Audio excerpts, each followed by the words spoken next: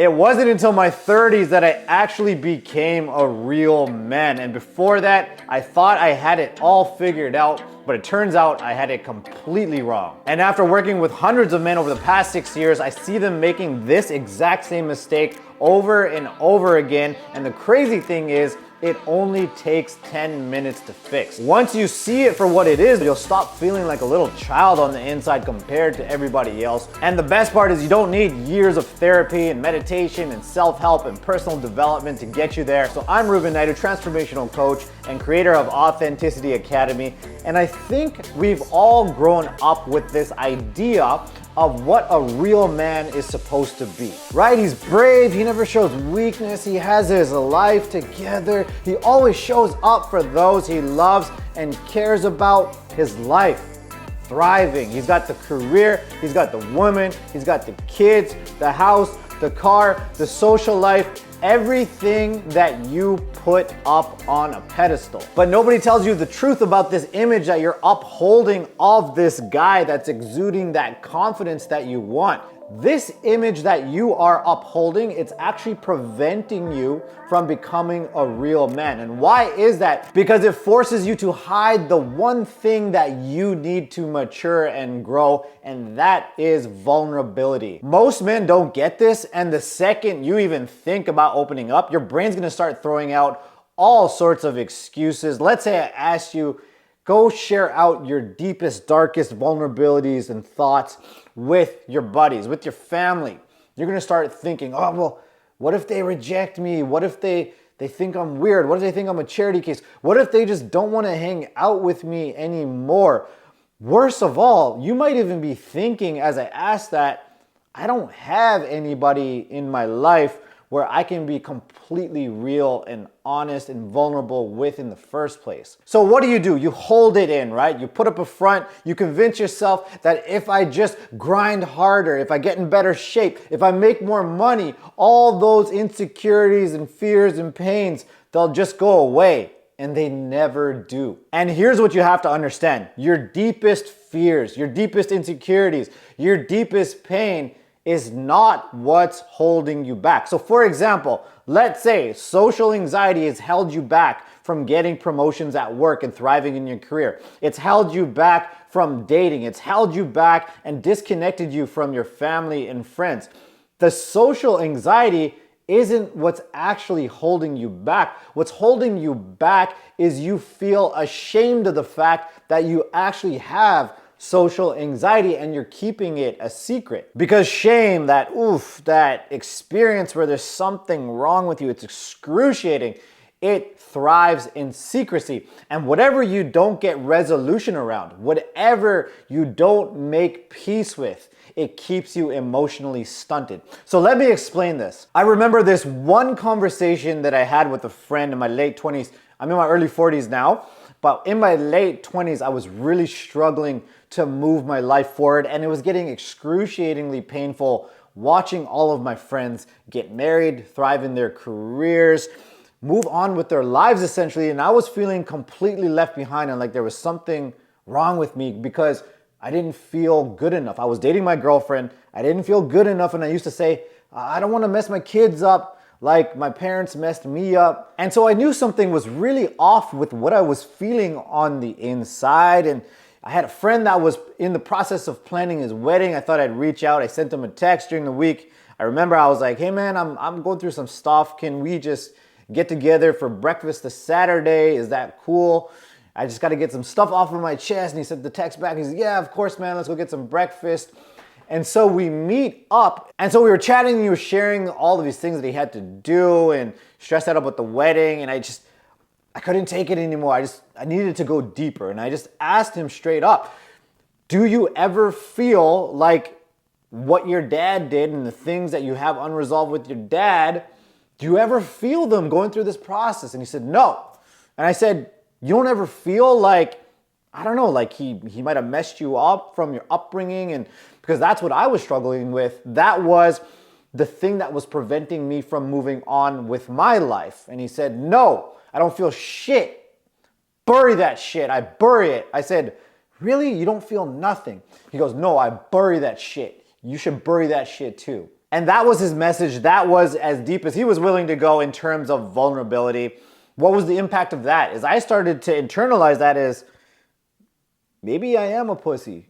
Maybe there is something wrong with me. Maybe I am weak. Maybe I need to just bury this, push it back further into my shadow, and be a real man and move on, move forward. And so that's what I did. Return to the grind, push forward, work harder, get in better shape. Started having conversations with my girlfriend at the time. She's my wife now. I started having conversations with her about possibly getting married because that's what real men do. But the thing is, my anxiety and depression got so bad because I had tried to bury this unresolved issue so far back into my subconscious, it started to rot. My mental health, the anxiety, the depression, the addictions got so bad, I had to stop working. I couldn't keep up the front and the mask, it started to slip and I hit rock bottom once again. That feeling like, what is wrong with me? I'm a complete failure in life. How is it that everybody else is moving forward with their lives and things aren't bothering them? What is wrong with me? But after some time of doing some work on myself and reflecting, I realized I didn't hit rock bottom because I'm weak. I hit rock bottom because I tried to get vulnerable with the wrong person, right? So remember what I said, what you leave unresolved and what you don't make peace with from your past, it keeps you emotionally stunted. And so what I was trying to share was this father wound. I was trying to bring it out of the shadow and into the light. And with that, the feelings of not being good enough, an extreme fear of making the same mistake as my parents and ending up the same way and unhappy in my own marriage. And just because you try to bury or suppress feelings doesn't mean they don't exist. And the thing is, you have to understand, this is extremely important. You are what you think and feel consistently. So if I constantly feel this fear about making a mistake, messing up my future, right? Ending up in a bad marriage, if I constantly fear it, or I constantly feel not good enough, not good enough, not good enough. I walk around with this feeling, not good enough. Those feelings emerge when I was a child. And therefore, I'm operating with the same emotional maturity and ways of thinking as a child, as an 8-year-old.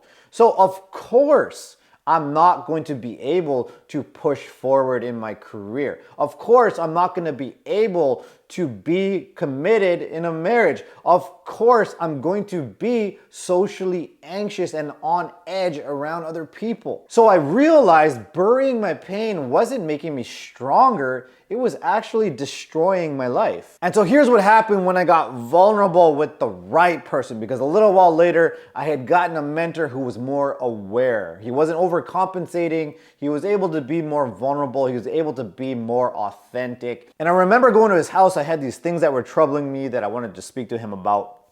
And I remember just sharing out with him that I feel too broken from the things that happened growing up, what my dad did, and I don't feel good enough. Like I don't feel worthy of getting married and doing all of these things that my buddies are doing. I don't know. I don't feel like it's meant for me. And I remember he looked and he had so much compassion and he just held it. He didn't try to dismiss what I was saying. He had so much compassion. He just held it. He's like, yeah, it's tough. It's tough.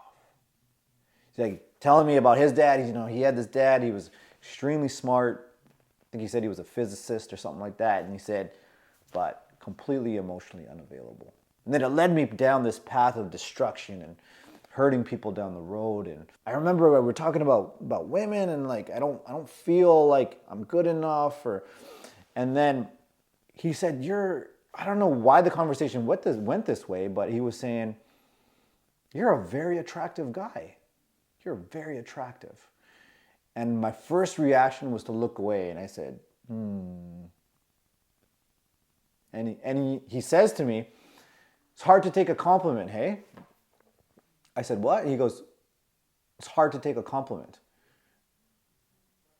And I looked away again and I said, yeah, it is. Because I didn't feel attractive. I didn't feel like I could receive what he was saying. I couldn't receive the compliment because I was burning with so much shame. And the only thing that came up in my mind when he said that was like, man, the amount of times I've been bullied for being dark, for the color of my skin, that's all I feel inside as he makes the compliment. And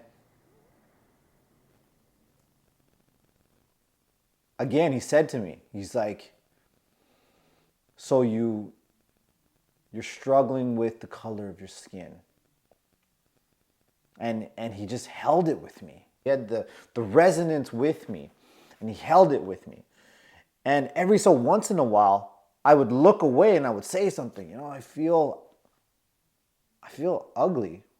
And I would look away because I was scared of his reaction, but I would look up and he would just stay present, engaged with me.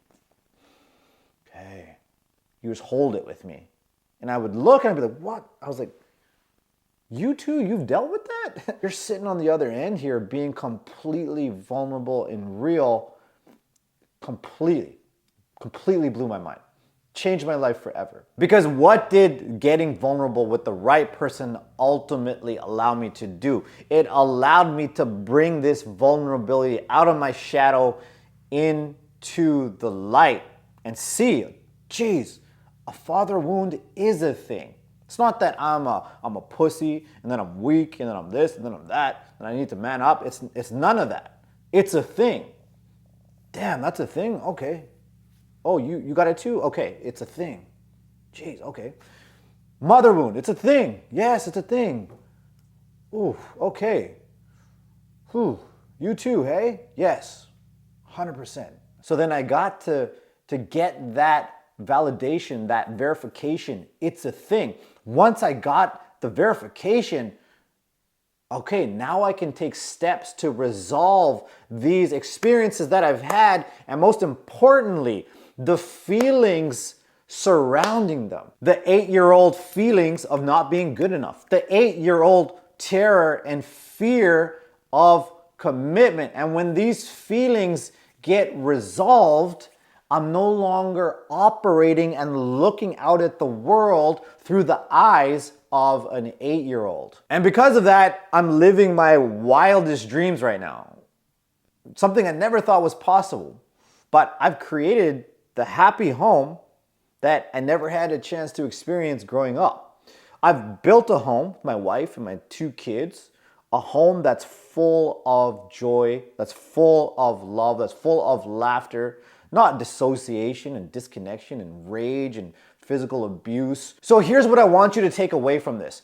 Being a man isn't about having it all together. It's not about never showing weakness. It's about having the balls to be the real you. It's about having the balls to be vulnerable with the right people. And by being vulnerable, you become invulnerable. There's nothing to hide. It's just the real you. It changes everything. And if this hits home for you, you might be saying to yourself, yeah, I want to get vulnerable, but I'm so terrified of being rejected. I got so much social anxiety. I feel like I'm so in my head. And if this is you, then I want you to check out my free masterclass. In this masterclass, I'm going to walk you through a 3-step process to discover the deeper roots of why you have so much fear of rejection, social anxiety, why you feel so dissociated in your head, those deeper layers and barriers that prevent you from experiencing those deeper connections